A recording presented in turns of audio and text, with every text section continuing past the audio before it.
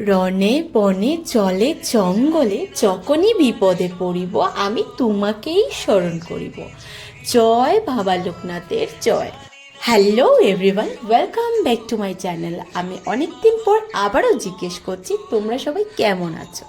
আশা করছি তোমরা অনেকটাই ভালো আছো। তো আজ হচ্ছে 19শে জ্যৈষ্ঠ, মানে আজকের দিনটা কেন এত বিশেষ জানো? বাবা আজকের দিনে দেহত্যাগ করেছিলেন।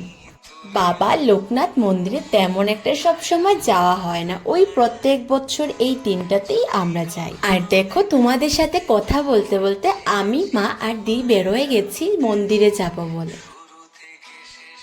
এই যে এইটা হচ্ছে বাবা লোকনাথ মন্দির। যখন আমি ছোট বাচ্চা ছিলাম তখন থেকেই মায়ের সাথে আসতাম এই মন্দিরে।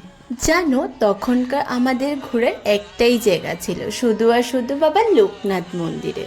তো চলো এবার আমি তোমাদেরকে এই মন্দিরের দর্শন করিয়ে দেই।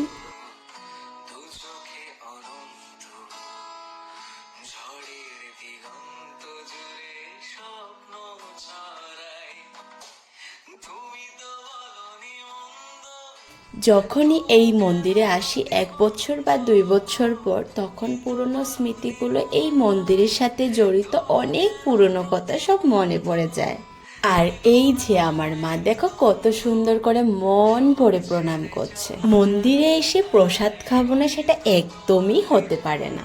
আর যেখানে আমার ফেভারিট খিচুড়ি আর পায়েস, সেখানে তো একদম মিসই করা যায় না।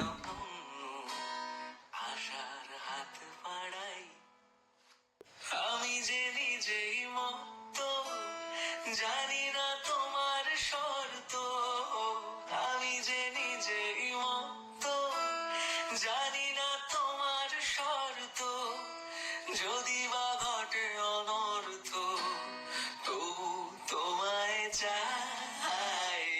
প্রসাদ খাওয়া শেষ, এবার আমরা চলে যাচ্ছি। আর এখন আমরা যাব আরেকটা মন্দিরে। এই মন্দিরটা প্রায় আমাদের বাড়ির পাশেই, তাই ভাবলাম যদিও সবসময় যাওয়া হয় না বাড়ির পাশের মন্দিরে, তো একটু দর্শন করে আসি। মন্দিরটা ভীষণ সুন্দর করে সাজিয়েছে। এখানেও লোকনাথ বাবার প্রসাদ, চরনামৃত আর জিলিপি খেয়ে এবার বাড়িতে চলে যাচ্ছি। তো এই হলো আমার ছোট্ট একটা ব্লগ। আশা করি তোমাদের অনেকটা ভালো লেগেছে। দেখা হবে নেক্সট অন্য কোনো ভিডিওতে। ততক্ষণের জন্য টাটা।